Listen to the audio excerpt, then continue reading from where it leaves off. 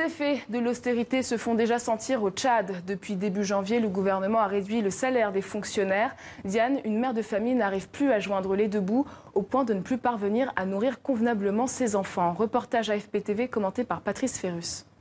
Comme chaque matin, Diane prend sa voiture pour faire ses courses sur le marché de N'Djamena. Mais depuis quelques jours, le cœur n'y est plus. Elle revient à la maison avec moins de provisions parce qu'elle a beaucoup moins d'argent à dépenser. Son salaire de sage-femme a été progressivement divisé par 3 en 2 ans. Et ça change tout. On n'arrive pas à manger 3 fois par jour comme avant. On mange seulement une fois.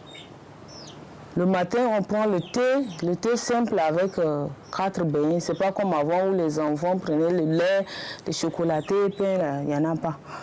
Donc, c'est pas facile de joindre les deux bouts. Comme elle, des centaines de mères de famille sont dans cette situation. En cause, les nouvelles mesures d'austérité mises en place en début d'année par le gouvernement. Des mesures qui génèrent des grèves, notamment dans le secteur public.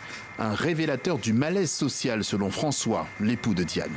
Dans un pays où la justice est paralysée, la santé, le secteur de la santé est paralysé, le secteur de l'éducation est paralysé, mais je crois qu'il n'y a plus de vie dans ce pays-là.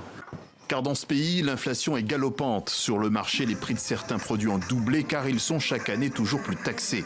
Le salaire des fonctionnaires absorbe 80% du budget de l'État, une cadence désormais impossible à suivre pour le gouvernement depuis qu'il n'a plus la manne de ses ressources en pétrole. Alors, le gouvernement compte sur l'aide extérieure ou sur la compréhension de ses créanciers. À ce propos, le Tchad vient d'obtenir par exemple le rééchelonnement de son immense dette, 1,36 milliard de dollars vis-à-vis de Glencore. C'est la société suisse qui exploite le pétrole tchadien depuis 5 ans.